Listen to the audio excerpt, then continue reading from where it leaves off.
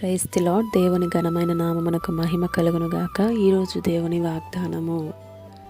మీ యందు దయ చూపవలనని యెహోవా ఆలస్యము చేయుచున్నాడు. యెషయా గ్రంథము 30వ అధ్యాయం 18వ వచనము. ఈ ఉదయకాల సమయంలో దేవుడే మనందరితో మాట్లాడుతున్నాడు. మీ యందు దయ చూపవలననే నేను ఆలస్యము చేస్తున్నాను అని. మన దేవుడు కనికరం చూపే దేవుడు. ఆయన కొరకు కనిపెట్టే అనుభవం ఉందా? అయితే నీవు ధన్యుడవు అని అంటున్నాడు. ప్రియ సహోదరుడా, సహోదరి, ఒక్కొక్కసారి మన జీవితాల్లో దేవుని కార్యాలు ఆలస్యమవుతాయి. కానీ ఆ ఆలస్యం ఎందుకు? మన మీద దయ చూపాలని, కరుణ చూపాలని. ఇతరులకు, మన బంధువులకు, స్నేహితులకు వారు ప్రారంభించిన వెంటనే కార్యాలు జరుగుతాయి. వారు అనుకున్నది సాధించినప్పుడు. మన జీవితాలలో ఆలస్యం అయినప్పుడు దేవుణ్ణి ఖచ్చితంగా అడుగుతాం కదా, ఎప్పుడు నా జీవితంలో కార్యం చేస్తావు, ఏంటి ఆలస్యం అని కృంగిపోతావు కదా.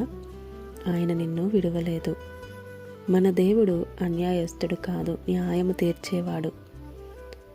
ఆయన సన్నిధిలో మొర్రపెట్టిన ప్రతి వారి జీవితంలో తప్పక కార్యం చేస్తాడు. కొన్నిసార్లు ఆలస్యం అవుతుంది అంటే వారి జీవితాల్లో ముందెన్నడూ చూడని గొప్ప కార్యాలు ఆయన మాత్రమే చేయగలడు. ఆలస్యమే కానీ అలక్ష్యం కాదు. ఆలస్యం నీ జీవితంలో ఆశ్చర్యాన్ని కలిగిస్తుంది.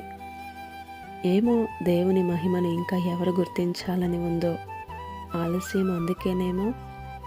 నువ్వు చేసే ప్రార్థన దేవుడు వినట్లేదు అని చెప్పేది సాతానైతే, ప్రార్థించు, నీ మొర నేను ఆలకిస్తున్నాను అని చెప్పేది దేవుడు.